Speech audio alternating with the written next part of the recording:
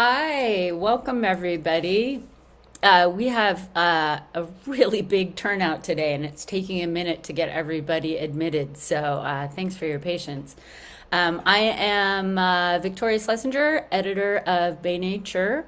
Welcome to today's Bay Nature Talk with Kat Chang and Alan Fish. We're going to be talking about moths on this Earth Day. Thanks everybody for spending your Earth Day with us. Uh, we at our in our talk today, we are going to be covering the rise of mothing as a passion. We're going to talk about how to see moths, what's flying now, day moths, night moths, um, and much more. Before we get to it, though, let me say that in case you aren't aware, Bay Nature is a nonprofit, independent media organization that covers the San Francisco Bay Area's environment, natural sciences. We publish a quarterly magazine, and we publish a weekly email newsletter on and new pieces on our website every week, baynature.org.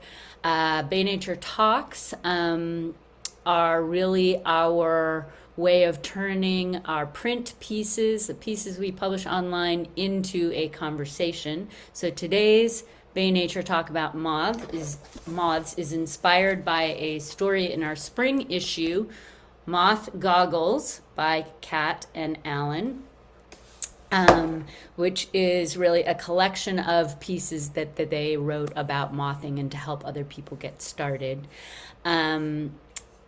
Before I introduce them, however, let's do a little bit of housekeeping. If you have any technical issues today, my apology, we don't really have the capacity to help you, but rest assured that today's conversation is being videoed and we will email the video to anybody who signed up for the talk afterwards. So you will get to listen to it one way or the other. If you have questions, which I'm sure you will throughout the conversation, please use the Q&A box at the bottom of your screen, send your questions, and then after the main portion of the conversation, we'll turn to everyone's questions and see how many we can get through. Other point, thank you for those of you who have donated. Really appreciate it. Bay Nature exists on donations. 50% of our revenue comes through donations. Our membership fee of $40 a year does not cover all of our costs. So appreciate that.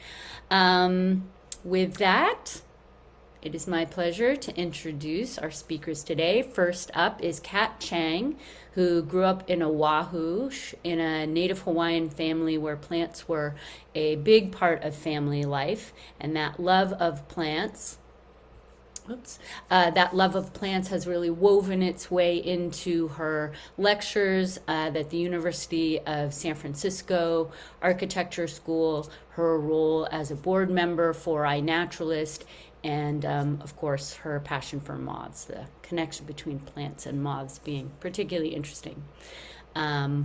Welcome, Kat. It's so good to see all these amazing people joining us. Thank you all. Second up is Alan Fish, who was director of the Golden Gate Raptor Observatory for the National Park Service for 4 decades. His dedication to raptors has now just shifted to moths. We're really lucky to have both Alan and Kat with us today. Welcome, Alan. Thank you very much. Nice to be here. Yeah. So let's begin with just each of you taking a minute. We'll start with Kat to just tell us how you got into mothing. Sort of what is your what is your journey story around moths? Well, for me, it was really accidental, actually. I think because of my background in plants, my deep, abiding love for them, um, got noticed by some of the lepidopterists who are active in our area, and specifically Liam O'Brien and Dr. Jerry Powell, who is no longer with us. But if you don't know who Jerry Powell was, he wrote sort of the definitive book on moths of the Western North America, and he spent his entire career studying, in particular, the little tiny ones that very few people pay attention to. And in the world of Lepidoptera, he's considered a moth god. Um, anyways, I may talk a little bit about him from time to time. And my last slide that I have to share with you guys is the cover of his book, along with another book that if people are really interested in learning more, I'm suggesting. Terrific. Alan, how about you? Boy, Kat was so concise. I had 100 questions for her, but yeah, I was 4 decades thinking about raptor migration, and but also more broadly, when you're monitoring a natural system like that, you think about phenology, timing of events, Mm-hmm. magnitude of abundance of species, and also I was very privileged to work with the Parks Conservancy and the Park Service to think about how best to use community scientists, volunteers, to collect more data and bigger data and better data. Um, so for me, after years of standing up on Hawk Hill, also watching some butterflies and dragonflies go by, and being really lucky to meet people like Mia Monroe working on monarchs, and Stu Weiss working on monarchs, and Liam O'Brien working on every butterfly. And if you haven't seen Liam's book, everybody needs to just run out and get it. It's a glorious piece of natural history and artistic work. So it was really easy to get inspired the last few years to think about looking for a little bigger pie as far as things go. And I'll be honest that in California, you might have, let's say, 600 to 700 bird species. You've got 3,500 to 4,000 moth species. Yeah. And so it's sort of like stacking up your Sibley guides until you have no more room in your backpack, and the room for beginner's mind and humility and starting again and learning from scratch is really, to me, that's really exciting. And there are opportunities to move community science into moth work that we'll talk about as we continue the discussion, I hope. Yeah, yeah. And I really encourage everybody to read the piece in the spring issue, Moth Goggles, which goes more into Kat and Alan's personal stories. So, with that, Alan, why don't you're going to start us off talking a little bit about night mothing, not exclusively, but that'll be a focus. And then, Kat, you're going to take over and talk a little bit more about day mothing. So, Alan, why don't we start with you and see some of your slides? Sounds good. So share screen, and let's get that started. Boom. There. Does everybody see a bed sheet on a wall? Good, good, good. So for me, I'm not sure where I think probably between Kat and Paul Johnson both commenting on a few of my insect sightings in iNaturalist. And I got to tell you, iNaturalist and iPhone are an incredibly easy ticket to use to get into these entomological circles, and have a lot of incredible advisors and counselors and correctors of identifications. This was my setup for doing night work on my tiny little porch in Berkeley, California. Very urban area, but I thought, hey, this will be an interesting thing to see what happens. So there's a light plugged into a wall there. You can use batteries, and there's battery powered lights. Kat's going to cover that a little bit more. And there's basically, I've been putting a sheet out like this every night for the last 3 years, unless it's raining or so windy that I can't get that sheet to sit down.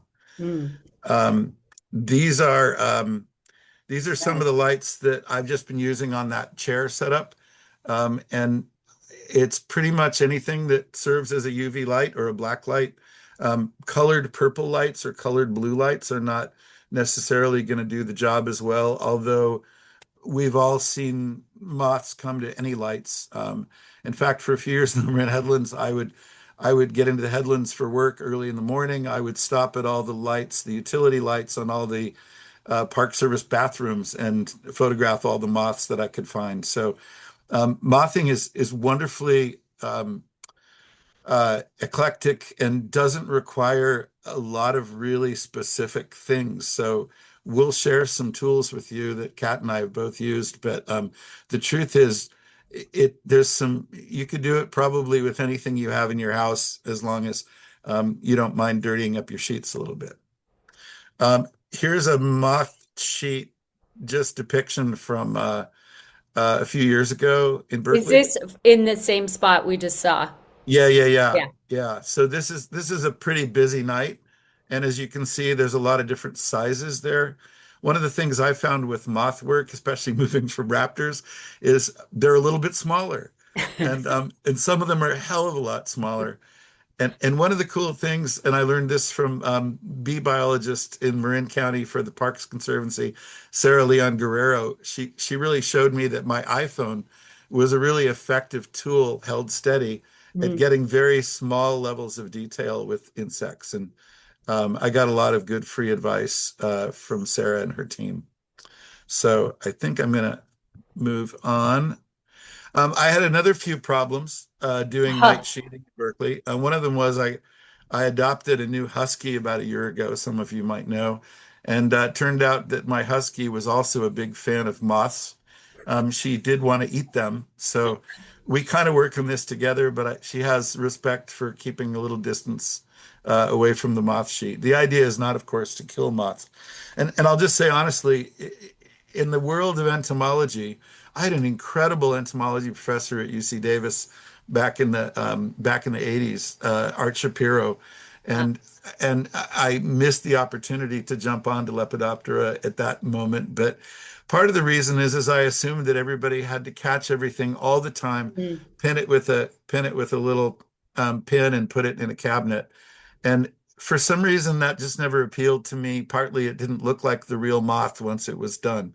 mhm. So I love the photographic work because the moth looks like a real moth, and you don't necessarily have to let go of it. I'm not against collecting. I just don't want to be. I would rather do it with a camera than, of course, with a net at a given moment. I also had another problem as I started to do night mothing, which was my first year. Uh,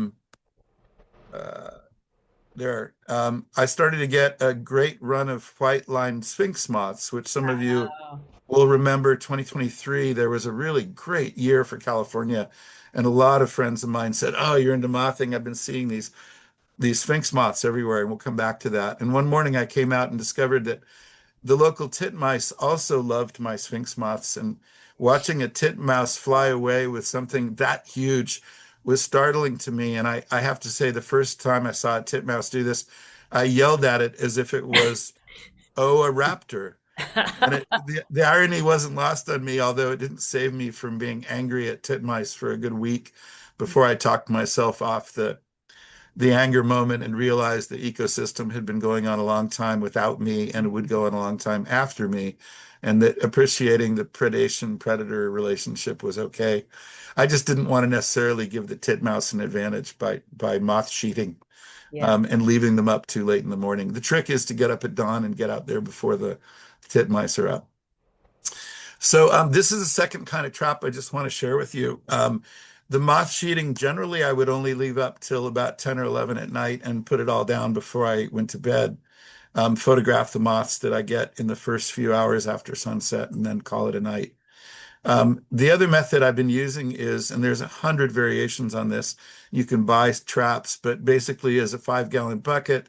You put eggshell cartons in it to create hiding spaces, cut a hole in the lid, stick a funnel in the lid in order to allow Mm. moths to get in, but not easily get out, and then stick a light on top of it. So there's I'm not sure what you call them, a clip light, a mechanic's light, with a black light inserted in it to shine on the funnel. Another system with two battery-powered strip lights, and Kat will talk a little bit more about those just to increase the possibility that a moth or two will get in there. And then the beauty of these is, as long as your lights work, or even if they don't work the whole night, the moths aren't going to get out until you go in the morning and pick everything out. And here's a picture of a few ornate tiger moths on the egg cartons. So going through the egg cartons in the morning has been likened to kind of the Christmas morning where you get to see what happened. And there are certainly some mornings that I don't have anything in that 5-gallon bucket, and other mornings where there's something like this that just knocks my socks off, and I stop and photograph everything and put it on iNat, and it's pretty satisfying. We'll come back, or actually, I'm going to switch over a little bit into some of the species that I've been getting lately on the night sheet, but also in the traps. First is the one you just saw, the ornate tiger moth. Maybe one of the most stunning set of moth colors that I've been getting in Berkeley lately, but they also occur across California in a variety of habitats. They generally, again, the moth interest for me is partly to look at the seasonality or the phenology of the moth arrivals, and to keep track of that over time, see how the years change. That was a lot of the excitement for me of doing raptor migration study as well. Climate is creating changes in seasonality for bugs and plants and birds, and how that synchrony is maybe messed around with is one of the big concerns that, of course, ecologists have around climate change in general. So the ornate tiger moth is pretty special. A few other of my special interests, although I have to say it was really hard to pick out 4 or 5 species because there have been hundreds and hundreds that I've been getting in Berkeley alone, and it's pretty fun. The plume moths are particularly interesting because for years I was seeing these, and I have to admit I had no clue they were moths. They don't look like a moth. They look like a little letter T. But the sage plume, and a lot of the plume moths are very species or species group specific, is a particularly cool one. And the whole moth wing is actually wrapped up in there. I'll show you in a minute. That's a Western North America species, the morning glory plume, and you might be seeing this is these are groups that specifically are very tightly connected to a particular plant group. And then here's an artichoke plume, which loves artichokes and thistles across North America. Wow. You can see the similarities in all these. And I wanted to take a minute to show you what they look like. Here's a morning glory plume that's actually fully opened up. And those are 2 wings. There's a front wing and a hind wing. But when they get all furled up, they're like a flag, and you wouldn't know it when they're actually just perched there, that they have this great set of feathery wings that function perfectly well as flying devices. So they're Just for pretty neat. scale, Alan, how big is that? So morning glory plume, probably 3/4 of an inch from head to toe. Cool. Yeah, so this is considerably blown up. Don't expect this to fly into your house this way, although there are some fairly good sized ones. There's a lot of really cool moths are incredibly beautifully camouflage colored. Think of nighthawks, think of owls, and the kind of plumages that disappear against a tree trunk, that disappear into a plumage, into a foliage, because of course a big concern for the moth is surviving the daytime. So it's trying to do its best, which is probably the reason that this one, Xanthero defensaria, just had its name put out in the newest book that Kat's going to mention as the Western Red Twin Spot, which I think is a really stupid name. It's obviously the defensive carpet, and it's doing its best to stay alive by looking pretty much like tree or fungus or something like that. I'm just going to jump through a few of these. Oh, the diversity too of within a species. Sometimes the crazy range of colors is irritating, but also really fascinating to understand how biologists have figured out that these three moths are actually the same species is really intriguing. So there's a lot of learning that I'm still doing. The bryolymnias are fascinating to me, and as you can get from the name, the assumption is that bryolymnia has a lot to do with inhabiting areas with moss and actually hiding against moss during the daytime. This is a fairly common Pacific Coast moth, and from now to August, it's pretty easy to find one or two of these in my Berkeley sheets each night. So if you do this, this is maybe one of the beautiful colored ones that you'll see. And then I'm going to finish up with the white-lined sphinx moth because for a lot of people, this is the moth that they notice. This is the monarch butterfly of the moth world, and it's pretty exciting. You might see it and think, oh, there's a hummingbird on my salvia. And then you realize, no, no, no, that thing is an insect. That's spectacular. And that's what the titmice think too. So keep your eye out, see if you can see a hummingbird moth, also called a hawk moth. The species officially called the white-lined sphinx is pretty active in California, throughout California, and most of the and really all of the North American continent. So a pretty nice, easy, big one to see. And you're saying April is when there's a spike along with August. Yeah, Yeah, right. There's a Nice. bimodal spike for a few of these, suggesting that they actually go through two potential hatches into adult, from pupa into adult during the course of a year. And of course, a lot of that is probably based with the plants Mm. that they most are likely going to be larval on. So the host plant stories are really exciting and interesting. All right, I'm going to move on. I think I can do that. We'll say end show. And that's it for me. Terrific. Thank you. I'm going to do a stop share back to Victoria. And we'll go on to you, Kat, right? And learn a little bit about day moths. Yeah, Alan, that was really great. Let me move over to Thank you. mine. So, Alan was teasing me that I'm getting a kickback from Bezos, but if I do, I'm going to share it with everybody. I'm sorry, I don't mean to necessarily be highlighting Amazon, but it is in some ways the easiest way to get a hold of these strip lights. And what I'm a little unhappy about is they don't mention mothing on their webpage. They should. Halloween, body paint. Actually, these are really great for curing your those fingernail extensions. Not that I know about that.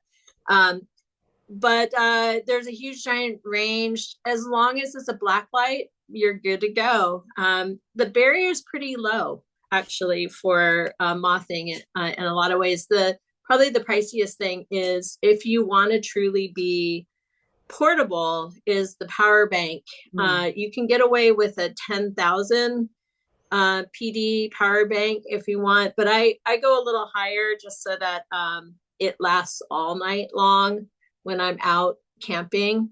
And then you don't have to have extensions, but they can make it a little easier when you're putting a sheet up in a tree to have the heavy power bank on the ground, or you can tuck it into a tree branch as well. But these are the basics, along with just a cell phone to take a photograph if you want. And I have a little. I also have a little flashlight to help illuminate what I'm trying to take a picture of. But why is this not working? Ah, there we go. And something that I wanted to talk a little bit about too. Alan is, I picture him on his balcony having a lovely night with his husky. I tend to go out and moth with groups of people. And here we are on Skyline Gardens. That's Arinda sports field in the background. And we've set up a big sheet, and the people look a little ghostly in this. But they're all kind of congregated around the sheet. And it's a night of just like seeing what shows up. And it's just really nice camaraderie. And I love hearing people get excited when a new moth comes to the sheet and they're like, what is that? And we all try to figure it out. iNaturalist has been a huge part of the feedback loop for mothing because when you first start out, you're getting your feet wet. You're starting to see some patterns, maybe break down the moths into different families. But with like almost 4,000 species, it's hard to know them all. So just getting some handle on it can be a little tough.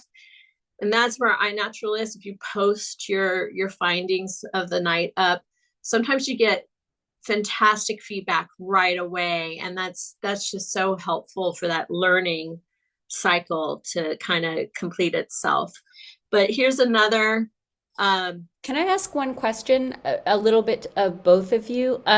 So if you put up a sheet, shine a light on it, how long, and the sun has set, it's dark, how long until moths start showing up? Would you say that it's often instantaneous? Does it completely depend on the day?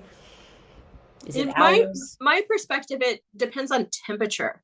Yeah. If it's a warm evening, you'll get moths almost immediately. Hmm. If it's a cooler evening or there's a wind, it'll take a little longer for them to show up. And Hmm. sometimes we just get totally smoked, Hmm. especially if it's just too cold and too windy. Hmm. Um, so this slide here, this was on a winter in January, and it was the California Lichen Society meeting, and we were up at Quail Hollow, I think is the name, or Quail Reserve. It's up near Lake Berryessa, and it was pretty cold. I put up a light just because why not? And man, the moths came out of everywhere. There were hundreds of them. So even when it's cold, you can still get some moths, but it might just take a little while for them to show up. Alan, what is your take on that? Absolutely the same. Yeah, Yeah. ditto. Boy, wind and cold can work against you, but I've been amazed in some thick fog that there's still moths flying around. Yeah, and this was so much fun to throw up those lights. And then the next morning when people woke up, they were just like, what is this? And you can see what stuck around. And luckily, there were no birds that were picking these off. But some of you guys with larger screens might be able to see the diversity that's here. There's pug moths. They're the long horizontal ones, especially the one that's somebody's using an iPhone to take a picture of. And then there's some of the green emeralds that often are the earliest flyers in the year. And they're in the geometric family, but they're these beautiful green moths. They're just so much fun to see the diversity within them. And I don't understand. There we go. Nice. And so I wanted to share some of the moths that I've been seeing right now. And this is an alfalfa looper that I saw this weekend feeding on one of the hosts that it uses. It does like leguminous family members. So of course this is on red clover, just not a native plant for our area. The other interesting thing about this particular moth is it has moved all across the US, even though the last name of the last binomial is Californica. I think it may have come with alfalfa moving across from the west to the east, which I think is an interesting thing. The orange sulfur has done that too as well. It used to be a western species, and now it's all the way across the US just because of how we do agriculture. This was a beautiful little moth that I saw up at Los Vaqueros this weekend on black sage, and it was just working its way up and down the sage spikes. And my husband, who doesn't usually hike with me, but he was with me that day, and he was pointing out every single butterfly that we saw. And then he saw this and he was like, that's cool. He's like, is that a butterfly? He wasn't really sure if it was a butterfly. I was like, no, it's a moth. But it just has such a striking pattern, and it is fairly large. So very noticeable. I love how the eyes and the proboscis look a little cross-eyed here, but they don't actually know what the host is for this particular moth. So perhaps a generalist, because it is everywhere. And then this was a beautiful little moth that came in while I was up at Knoxville a couple of weeks ago. And I was looking at this McNabb's cypress, which was it has a very rare range for the Bay Area. And this little tiny moth comes in so brightly colored and just catching the light. And it was one that I hadn't seen before. But it is in the family of pearl moths, and they don't know the hosts for this. Adults have been associated with coyote mint, so maybe that's the host. There's so much science that still needs to like revolve around Lepidoptera, and particularly with moths, that it's just incredible. Anybody who's looking for a niche that they get excited about, there's a lot of room in Lepidoptera for that. So, oh, it went backwards. Sorry. And then maybe you guys have seen this flying around, especially with miner's lettuce coming up in the spring. In the deep shade where miner's lettuce usually is, when you get these bright like moments of white, both with the white flowers of the miner's lettuce, but also I'm like totally blanking on the name of this particular flower right now. I just want to note that the flowers on a miner's lettuce are very small. Yes, this is not That. Okay. All particular right. All right. flower is not that, Yeah. and I'm blanking on the name of this. I want to say heterophyllum, but I'm probably wrong. Anyways, I have to switch from my moth goggles to my plant goggles. It's a little tough. But the Anopheles, they're just amazing little moths, and there's a whole group of them within the genus that fly in the spring in our area. And Alan and I were talking about collecting species, like how many of the Anopheles can you see, right? And this one is pretty easy because its host is everywhere. And it really, you can see it because its underwings are also white. So it flitters through the dark, deep shade, and it can catch your eye immediately. And then it'll sit either on miner's lettuce or also, this is related to baby blue eyes. This is the smaller white cousin of that. So it'll just sit on the flowers as it nectars, and they're pretty approachable. Some of the other species in this genus have beautiful red underwings. So that's part of the reason why people kind of get excited. They're like, I want to see all the Anaphila species possible in our area. And it's kind of fun when you add a new one. You're like, I finally got this one. So, and then Ellen and I were talking a little bit about how spingids are just so amazing. Number one, they're very large moths in general.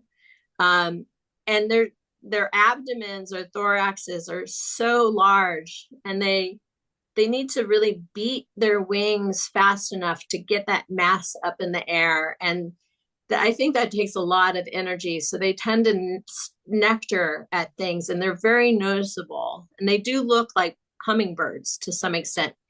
This is one that you might see in the next month or so.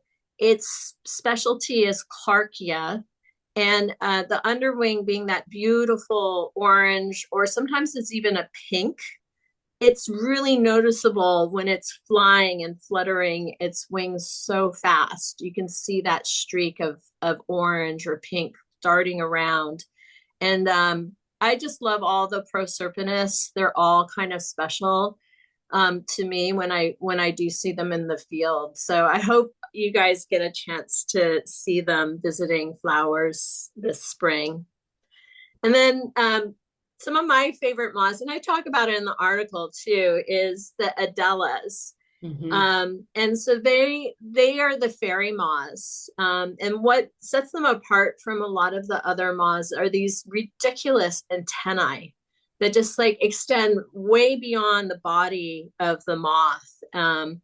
And the article goes in and talks about Adela septentrinella, which is the ocean spray fairy moth, and that is its host. You will see it on its host. It also likes to congregate on yarrow, and you get all these males sitting on the top of the head of a yarrow. And that's a cool moth to see, but there are other related species in the genus in our area, and so I wanted to highlight them during the talk. So this one is specific to owl's clover, and here you can see it sitting on top of that. And I love the name that it's, it's called a little flame, because it really catches the iridescence of this moth, catches that light and just lights up. This particular individual is a female, and we know that there are two things that help us understand that. One, this particular species, the head scales are orange. And so if you see one of the Adela moths with orange scales, they are female. So that's always kind of fun to know, I think. And then again, I had this privilege to spend some time with Jerry Powell towards the later half of his career. And in his book, I go to his book all the time to look for host information and to understand flight patterns and things like that. But he wrote this, which I can totally see him. He was a little bit, what should I say, a little curmudgeonly. And I can see him writing this because he's just like not wanting to deal with taxon change, right? So he's saying that it's associated with Orthocarpus, but that the Latin name for Orthocarpus is now Castellea. And I can just see him being absolutely grumpy about it.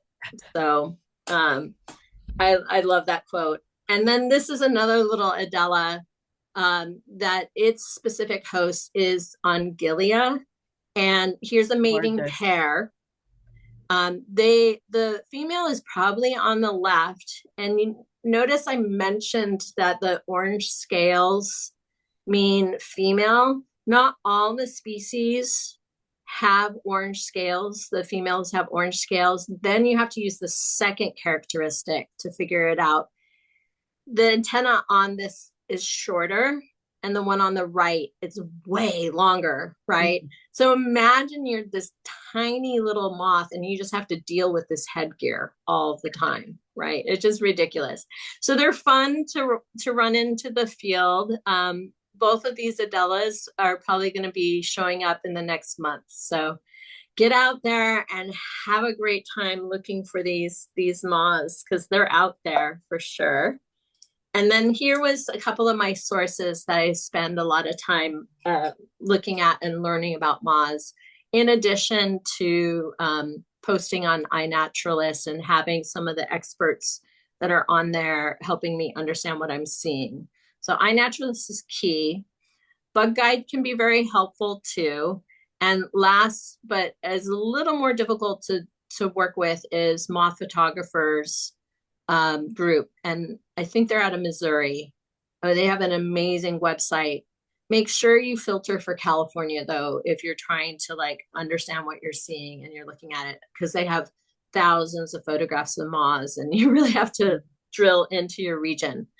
But that's a great resource as well. And then these two books. So the Powell and Oppler book is fantastic for host information. And this very new book that's came out this past year by Seabrook Lecky is a really great field guide. So between these two books and those websites, that's where a lot of my information and starting to like dive into the whole world kind of comes from.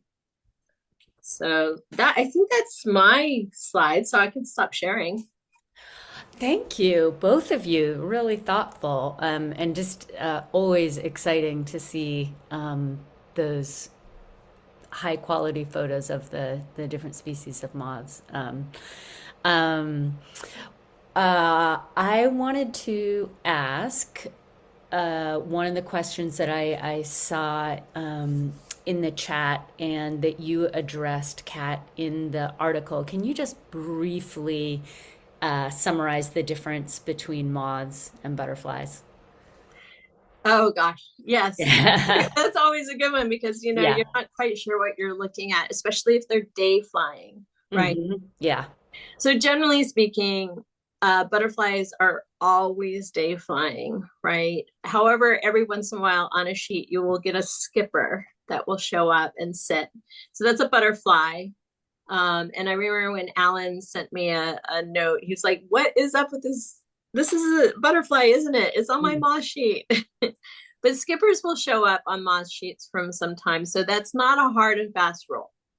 It really has to do with antennae. So butterflies tend to have club-headed antennae. So it's like a little circle will end the antenna. Whereas moths tend to have other structures, and they don't have any one structure. There's some that have amazing combs. There's some that have not jointed, but they almost look kind of like segmented a little bit, like the Adela.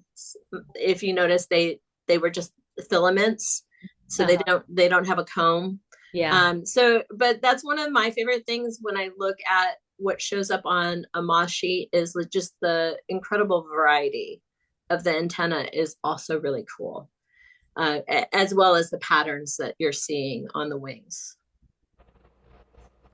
All right. Well, let's get to some of the questions that have been coming in. Thank you for clarifying. I'm just starting to see here. Let's see. Question from Karen Zahorik. Karen, do you want to turn on your camera and ask the question yourself? I think I already got my answers, so I'm good. Oh, Thanks. did you? Oh, okay. Yeah. This is fabulous uh, presentation. Thank you. your question was about whether it was only males that come to Yeah. your Yeah. lights, but it was just in reference to a single species. Yeah. Yeah. Yeah. Okay. All right. Thanks. Okay. All right. Thanks. All I right. could just add that I just Great. threw that in because I noted reading about the biology of that ornate tiger. But it might be that it's a lot of males moving around following pheromones and presumably some lights too. But Kat, you might be able to say more about, is there a predominance of males ending up on sheets at night? Is that any way to summarize that? I haven't really thought about it when I'm on a sheet. I do see females. I think you were referring to a specific species on your note, Yeah. though, right? Yeah. Yeah. And that was fascinating for me to learn. I actually didn't know that for that species. But I would say it's probably more males. But yeah, you will get a female showing up from time to time on a sheet, or you'll get mating pairs. So you're helping the next generation come along. Yeah. Yay. Let's see. How about question from Sue Pemberton? You want to turn on your camera, Sue, and ask? Howdy. Hey, Fish. Hey, Sue. So I've done some mothing. I live in El Granada, and I've done some mothing in a couple of different locations because we have a pond and a creek, and I was really successful next to a creek that has a lot of willows and things like that. But when I put it up near the pond, I got nothing. So I don't know if are creeks and ponds and other bodies of water really influential in attracting moths, or is this more related to the foliage that's around these? Great question. My answer would just be intuitive that creeks, to me, diversity of native habitat is going to be more interesting if there's ponds around. However, if there's a lot of frogs, if there's a lot of dragonflies, if there's bats and swallows that are promoted by the creek or the pond, it might be that there's a heavy predation pressure happening there. But my intuition would be that there would be generally more species kind of hanging around. Kat, what do you think? Yeah, when we set up our moth sheets, we try to oftentimes there's multiple people with moth lights and sheets. So we'll have 4 or 5 to choose from. We always try to hit the creeks or the ponds first, and then the remaining ones we'll put where there's more diversity of plants. So we definitely try to select for that. So I'm wondering if the pond difficulty is predation pressure, like Alan is talking about. That would make a lot of sense to me. Fascinating. And we should also note, in case it hasn't been clear, but one thing I've learned from both of you is that really setting up your sheets amid vegetation and a diversity of vegetation will be more successful than somewhere urban, let's say. Although edges are great. Okay. Yeah, because then the light can carry outwards and to catch the moths that are just kind of flitting around, and they might be like, oh, what is this? I need to go investigate. Got it. So, okay. And I just want to throw in, I think it's fascinating it'd be fun to get more really interurban moth sheeting going on to see what moths are flying around and in city areas. And I'm really convinced that this is a very democratic opportunity to see what's going on in places, especially in the Bay Area. We have lots of parklands interspersed. Yep. It'd be interesting to kind of work through that and see. And the urban zones really need to be assessed for their biology and their species. And I know Alan in particular, but certainly Kat, you guys are both championing people really starting to create the moth movement and make mothing a something people know about. Like I was saying, that mothing should just be a verb in Merriam-Webster. We're gonna get there if we just keep talking about it. It should be on the Amazon website. Why is it not? Yeah. Okay. Next question from Michael K. Sorry, I'm not sure what your last name is, Michael. But if you're out there, turn on your camera. Michael Krause. Great. Yeah, I was wondering specifically with Alan's moth bucket, how you release those in the morning. I have way too many bird feeders in my backyard, so release them in the morning. Do you just let them go on their own, or do you how do you handle that? And a little bit about sheets also. Do you? Yeah, How do you keep them Michael. from being predated? Yeah, good question. Yeah. And Michael, nice to see you. It's been a lot of years. Yeah. My general approach, when I release in the morning is to I tend to photograph everything on a fairly dull beigey cardboard, basically a box cardboard, and then I take everything into an area of actually I have one redwood tree in the yard, and I tend to disperse them around the redwood tree into foliage so that they can find their own place, but they're not as obvious to the dreaded evil titmice that dominate in the yard. So, and as far as sheets, one thing I'll just say is I've heard cotton is better than polyester as far as the way it reflects light. That's more just hearsay, but the best thing I've come across is was it Walmart? Either Walmart or Target has a cotton shower curtain that actually has tiny little squares. It's cotton, but it's tiny squares on it that allow you to basically check the length in millimeters or the length in inches of the bugs that you photograph, which is kind of a useful way just to have some record of that, because otherwise I'm not going to stick a ruler next to each one.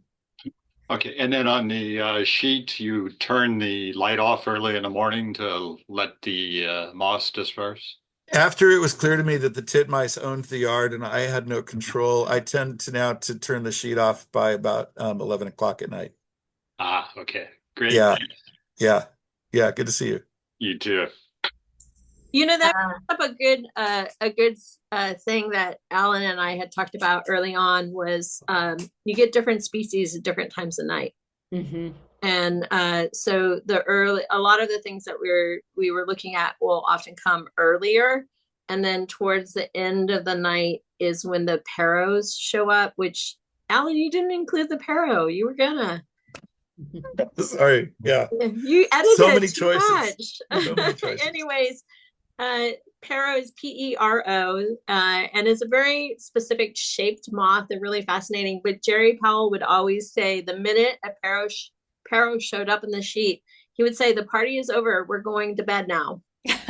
and What can you tell time by the parrot? When do they show up?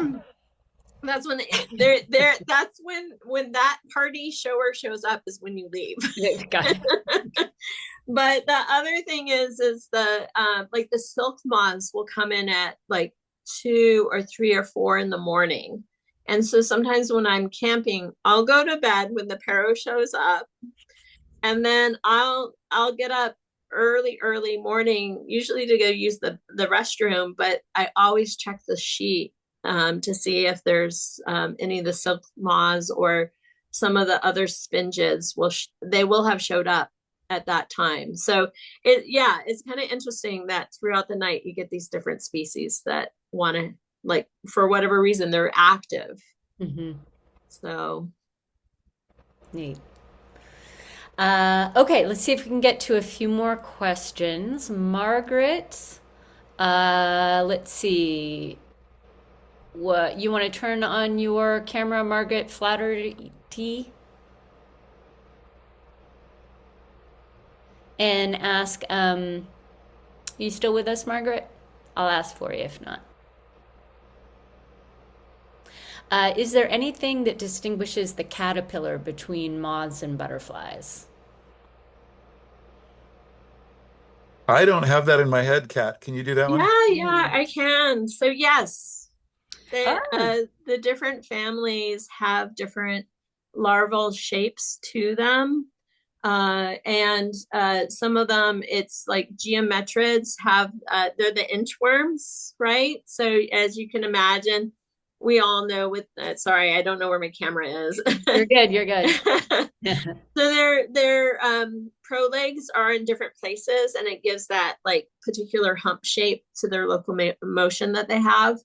And then in general, the other families have different shapes, and it's very true for butterflies as well. Like with the nymphalids, they'll be a totally different shape from, say, from the skippers, or the blues, the Lacinidae, are kind of flattish and short.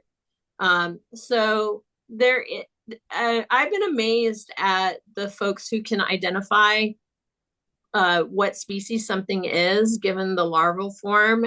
There's a lot of, that's definitely a rabbit hole you could go into. Is that like next level mothing or Lepidoptera? I don't, maybe. Some people that might be the only level they go to. Wow. Right? Like there are definitely people who are caterpillar experts, but maybe not necessarily for the adults or the imagos that come out of the larva. Yeah. Another similar type of question. Nika States, are you with us? You want to ask your question about sexual dimorphism? You just mentioned sexing moths sometimes figuring out like what they are on the sheet, and I'm wondering how sexually dimorphic moths generally are, and whether there's like a pretty big range between species, or whether, about it. Alan, do you want to take that, or? Let me start and just see how badly I bomb it. For sure, some species have, there's a male and female with some subtle differences that are in color, plumage, or pattern plumage. I'm a bird person that you can see. But I think, if I'm not mistaken, that most Lepidopterists are using the thickness of the abdomen, and the thicker abdomen, a sort of heavy abdomen, is a female. And figure that a lot of times the reproduction cycle is happening really fast in moths, so that usually you can use for thicker. I haven't figured out how to do that without having male and female side by side. But anyway, Kat, on to you. How did I do? No, I think you did pretty well. And it's also difficult too, because given whatever pressures the animal is encountering, like if it's there's a lot to forage, or there hasn't been any difficulty with moving from larval form to adult form, size can be impacted by that. So it can be difficult to understand, because we're not seeing the moths necessarily in the same numbers that you might see in butterflies flying. You might see one or two. some species, maybe you'll see 10 a given day, but it's not like you're seeing hundreds like you will with butterflies. So it's a little harder to pick up on the clues of, are the females larger than the males? They are to some extent. But yeah, it's hard if you're not comparing so many to learn to be able to have that in your vision. Sorry, that's not a great way to answer it, but I think then of course there's next level entomologists who are collecting and they're dissecting and they're looking at the genitalia and that's a good point. Some of the species you can't go any further than genus, because you do have to dissect it in order to go to species. So that does happen. Cool. Thanks, Nika. Let's see if we can squeeze in a last question, and then we got to wrap up. I can't believe we're already almost at 1 o'clock. Let's see. Scott Stender, are you out there? You want to ask about photography? Turn on your camera. Let me ask for, great. Hello. Hi. I just was wondering about, black light is not a great light to use for photography. So when you've got the sheet going or you've got the bucket with the black light, are you moving the moths around? And what are some of the tips for taking better light pictures with moths, more natural pictures? I could give you some perspective. And hi, Scott. Nice to see you. Good to see you, Alan. Yeah, first of all, there for the iPhone, the basic iPhone user, which is basically what I'm more or less what I'm doing. There's a really nice little ring light that you can just stick on your iPhone that works really well. When I'm photographing, I'll flip the black light off and just take a few minutes to get as much to use the ring lighter on my iPhone in that respect. I have tried juggling flashlights, doesn't work too well. Some moth people I know will actually take the moths off the sheets and maybe cool them down in a fridge or a cooler for half an hour, and then take them out and take photographs of them either in the daytime the next day or in a more studio kind of situation if they're really serious. But that usually is going to be someone with a nice macro lens and a DSLR camera setup. Yeah, I don't have the patience at all to deal with the big cameras. I mean, I love seeing a beautiful photo of a moth, don't get me wrong, but for myself, it's mostly the iPhone with a clip-on lens to help kind of get more detail. And then I do use a flashlight to illuminate the moth. And I try to do it so that the flashlight is coming down towards the head of the moth, so that the shadows are along the edge, the back wings of that.